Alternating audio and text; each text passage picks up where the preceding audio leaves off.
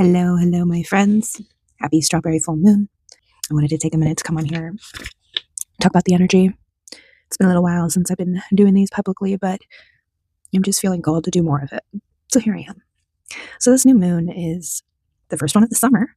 It's called the strawberry moon because it's typically when we would harvest berries, strawberries. So it's a nickname. But being the first full moon of the summer, being in the sign of Capricorn, while we are in the middle of Cancer season, it feels very much like a balancing act, right? Capricorn, in my mind, represents the father, the patriarchy, whereas Cancer represents the mother and matriarchy and nurturing. Now, Capricorn is motivated. They are ambitious. They are determined. And that kind of behavior really stands out at this time. But what Cancer season is reminding us on this Capricorn full moon is that there's also power in rest. There is power in our emotions and honoring our emotions. Capricorn is represented by the mountain goat. They are the epitome of a hard worker. They are determined to reach the summit, reach the top of the mountain. So this Capricorn lunation coming in the middle of Cancer season is reminding us to balance everything out, to remember to take care of the body, to remember to nurture ourselves so that we have the stamina to reach the top, to reach our goals, right? This is about the long-term gain. This is about the bigger picture. There is the message of do not put off for tomorrow what you can do today, because Capricorn will get there. They will get there through practicality. They will get there one step at a time, being realistic, being pragmatic, being wise with their money. Right now is a time for focused energy, for laying the foundation and then building upon it. And what we're being reminded of right now is that while we are laying the brickwork on the path to the future, is to keep in mind that our mental is just as important as our physical, that honoring our emotions, our feelings, our daily, mood swings, the ebb and flow of life is just as important as the logical, the intellectual, the sense of, what should logically come next, whatever the next step is, right? So if you're feeling called to incorporate something, pick up a new routine, or do something differently than you have been doing it, it's important that you honor it, because Capricorn logic is going to tell you, oh no, you've been doing it this way, stick to it, you're going to see the results. However, Cancer season wants you to be flexible and wants you to remember that life, you can't go through life rigidly. We are also right at the beginning of a Mercury retrograde. So this is giving us the opportunity to really take a look at where we are investing our energy. It's a time for review. It's a time for reflection. It's a time for revision. This is the opportunity to address anything that is not in alignment with your next steps and with your highest potential and with your future moving forward. Anything that no longer resonates, stop engaging with it. Anything that no longer serves your highest purpose and doesn't feed into your eventual goal, cut it out. That's the point of this time right now. So a lot of people like to manifest on the strawberry or the full moon. And while this is a great idea, it's also important to just take that time to reflect, to say thanks, to be in gratitude. It's also a really great opportunity to release. Like I said, let go of anything that doesn't align, anything that just doesn't resonate anymore.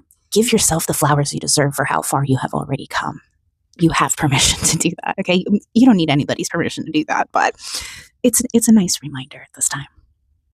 The cosmic weather for the summer ahead is going to be very dynamic. There's a lot of energy that's coming in, especially for this month of July. And so it is going to be important to take a deep look at the things in your life that feel like they're draining your energy, that feels like it is just not worth investing in. Industry talks about ROI, return on investment. And I would argue that time is not money. Time is greater than money because it's the only thing you can't get back. Money you can make, you can spend, it comes right back, right? But time is the one thing that you can't get back. And so right now, I'm feeling like I need to tell somebody that you need to think about where you're spending your time very seriously, because you have a unique opportunity in the upcoming summer months to really make some changes. And if you're strategic in laying these bricks towards your future, you are going to be able to build upon that foundation and build something up greater than you could even imagine. If you start from the groundwork and as you're moving, you are honoring the emotions within you, you are honoring time for rest, you are honoring the time for play and creativity just as much as you work really hard every single day, that you are going to get so much further in your life. There has to be time for you to look at everything that you are holding. I'm getting balancing act again coming in. It's the yin, the yang, the give, the take, the ebb, the flow. It's this in and out kind of movement of the waves. Somebody needs to go to the ocean and meditate by the ocean, and they're going to get more clarity on what they need to do next. That's just, somebody needs to hear that. But while you're laying that groundwork and getting ready for the next chapter and preparing for whatever is ahead, it's important that all of these little things that you've stacked up in your life, the baggage that you hold, the habits, the patterns, the routines, the to-do list, all of it needs to be looked at. And you need to go through the list and maybe even put numbers by them. Like, what is most important? What is going to benefit me most as far as my mental health, my physical health, my wealth, my happiness? So once you figure out what it is that lights you up and where that can fall into your life in a way that brings you joy, whether that's taking the time out to spend more time with friends and family, prioritizing time with your kids, prioritizing time with reading a book, taking a bubble bath, making art, singing, dancing, whatever it is. Just because something doesn't make you a profit or it's not something that can be monetized doesn't mean that it isn't worth doing. And I think that that is the key takeaway right now with a Capricorn full moon during Cancer season, kicking off the summer with Mercury in retrograde. It's offering this unique opportunity for us to really take a look at everything. So as I was saying with this balancing act, when we're going through, when we're taking audit of everything in our lives, our habits, our routines, the baggage that we carry as we're going through and auditing all of that, it's important to take a look at the way that we have stacked the bricks, the way that we have set everything up for ourselves. And now, right now, we have a unique opportunity to be able to take apart that stack of shit and put it all out in front of us. It's the first full moon of summer, of the light season. It is the time to bring all of this stuff to the surface and bring it all to light so that you can purge, so that you can go through all of it, so that you don't have to carry it all into the next chapter of your life. And let me remind you, Capricorn is the GOAT. They will get shit done, whether it's out of motivation, ambition, and determination, or out of sheer stubbornness, okay? They will handle business.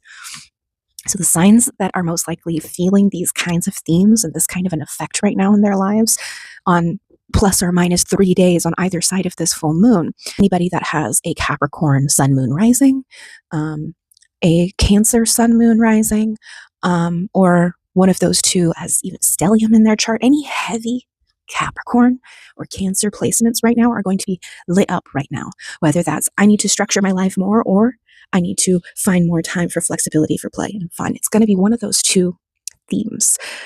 And if you are wondering what is the specific message for me during this time, take a look at your birth chart. If you don't know what a birth chart is or how to read it, I would love to help you decode that.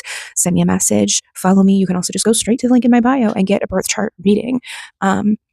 And I would love to help you decode the cosmic energy that was present at the time of your birth that operates in the background of your everyday life, of your every waking move. It serves as the undercurrent, the energetic undercurrent of who you are as a human being in this incredible experience that we have. So, as always, take whatever resonated from this, leave whatever doesn't. I hope that this helps.